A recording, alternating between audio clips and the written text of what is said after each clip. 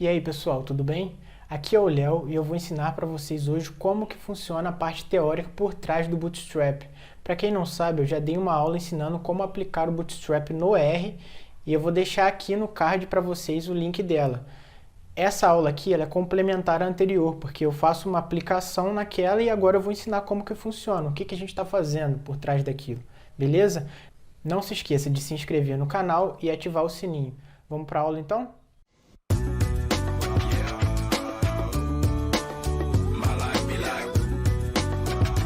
Então, pessoal, vamos ver para que serve o Bootstrap aqui. Eu levantei três questões principais em que a aplicabilidade do modelo é muito boa.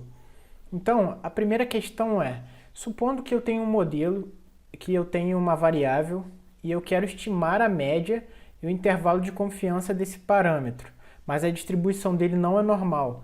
Eu me deparo com uma distribuição assim, por exemplo. Ó. Eu tenho uma distribuição aqui, né, que eu tenho a variável x e o f de x aqui, e ela não é normal, ela tem essa caudinha aqui com uma elevação no final. Então isso é um problema, porque eu não vou conseguir estimar esse parâmetro através dos métodos tradicionais, supondo que a minha amostra também não seja grande o suficiente para validar o teorema do limite central. A segunda coisa que o Bootstrap também vai resolver é se a amostra for pequena demais para fazer o intervalo de confiança. Por quê? Eu quero fazer inferência, mas o intervalo de confiança ele tem, na verdade, duas hipóteses. Uma é, ou a minha amostra segue uma distribuição normal, ou ela tem um número de observações grande o suficiente para eu validar o teorema do limite central. Só que, no caso em que eu não tenho observações suficientes para saber se ela segue uma distribuição normal e também não dá para validar o teorema do limite central, como que eu resolveria isso? Através do Bootstrap. Né? Eu me deparo com alguma coisa aqui assim, por exemplo, em que eu tenho 80 observações e duas variáveis, uma variável x e y. É um número de observações razoavelmente pequeno, então eu não vou conseguir validar nenhum dos dois para fazer de fato a inferência. Como que eu vou fazer isso? Bootstrap. E o terceiro, que eu já deixei aqui uma colinha, é se não existe uma fórmula já pré-estabelecida para fazer inferência do meu parâmetro. Né? Imagina que a gente tem aqui o R2. Se você rodou uma regressão linear simples, você sabe que o R2, ele não, quando você roda ela, a gente só tem um valor pontual. Ele não reporta nem a distribuição do R2, ele não reporta desvio padrão, nada. Então, como que a gente faria para fazer inferência com o R2? A gente usa o Bootstrap. A análise do componente principal também. A mesma coisa, a gente não tem uma distribuição para o parâmetro, não tem como estimar aquilo de forma geral, a distribuição e intervalo de confiança dos componentes principais. Né? Como que nós faríamos? Novamente, a gente vai usar o Bootstrap. Então, a gente tem três questões em que o Bootstrap resolve. Se eu quero estimar a média, mas não segue distribuição normal. Se eu quero fazer também a inferência, mas eu tenho uma amostra pequena. E se já não existe uma forma padrão de fazer esse tipo de cálculo. Então, a gente vai ver aqui como que funciona o Bootstrap. Pessoal, o Bootstrap ele é bem simples. Como que a gente vai fazer? Nós vamos tirar várias amostras daquela amostra que a gente já tem. Então, por exemplo, nesse caso aqui, em que eu tinha minhas 80 observações aqui, eu vou tirar várias amostras dela e calcular o parâmetro que eu quero várias vezes para chegar ao resultado.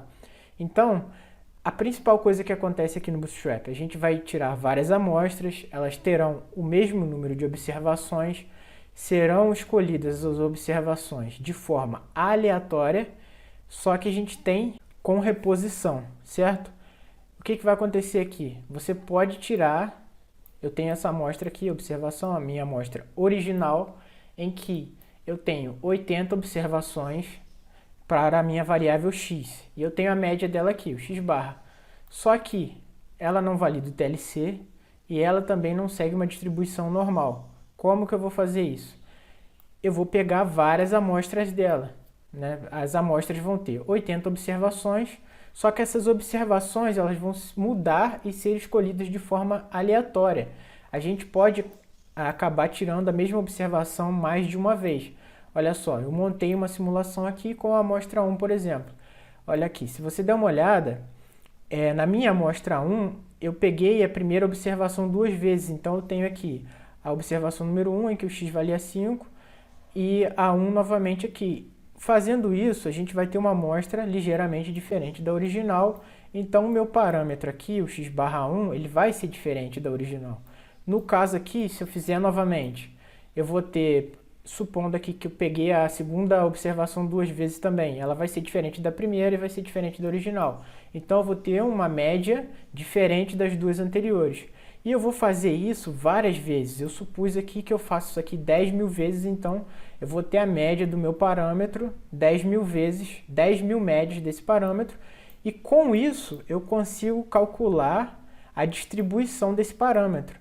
Né? Eu vou plotar ali a distribuição desse parâmetro x barra 10.000 vezes e ele vai validar o teorema do limite central, porque eu tenho 10.000 observações e ele vai seguir então assintoticamente uma distribuição normal.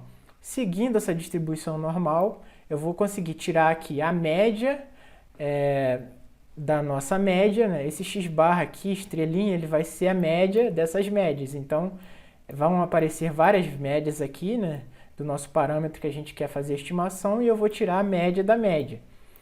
E com isso eu consigo fazer um intervalo de confiança. Então, para o caso em que eu quero estimar a média de um parâmetro em que eu tenho uma amostra pequena ou que não segue a distribuição normal, eu vou fazer isso. Vou pegar e vou fazer o bootstrap, né, tirar várias amostras daquela amostra original, e aí eu vou ter uma distribuição, vou conseguir, pelo fato dessa distribuição ser normal, eu vou conseguir fazer inferência com ela. A mesma coisa para o R2 aqui. Nesse modelo original aqui, supondo que eu rodo uma regressão linear simples com o y como dependente e o x como explicativa. Eu vou ter aqui, cada vez que eu rodar com uma amostra diferente, eu vou ter um R2, 1, eu vou ter depois, rodando novamente com outra amostra, um R2, 2, até ter, por exemplo, um R2 10.000, em que eu rodei 10.000 bootstrap dessas observações aqui e tirei o R2 10.000 vezes. E aí, novamente, eu vou ter a distribuição desse R2 aqui, e com isso, tendo essa distribuição, eu consigo, de fato, calcular, fazer inferência desses parâmetros. Certo?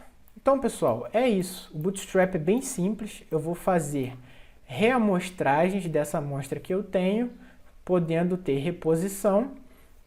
Como a minha amostra vai variar um pouco, né? Cada vez eu vou pegando observações diferentes, algumas entram, outras não entram. Então eu tenho uma ligeira diferença entre todas as amostras, com isso eu consigo calcular a distribuição e aí eu consigo fazer inferência. Certo, pessoal? É assim que funciona o Bootstrap, ele é um método bem simples. Espero que vocês tenham entendido. Se vocês não entenderam, deixem as suas dúvidas aqui nos comentários. Não esqueçam de curtir o vídeo, se inscrever no canal, que eu pretendo publicar muito mais coisas e muito mais conteúdo. Espero que vocês tenham gostado da aula e até a próxima.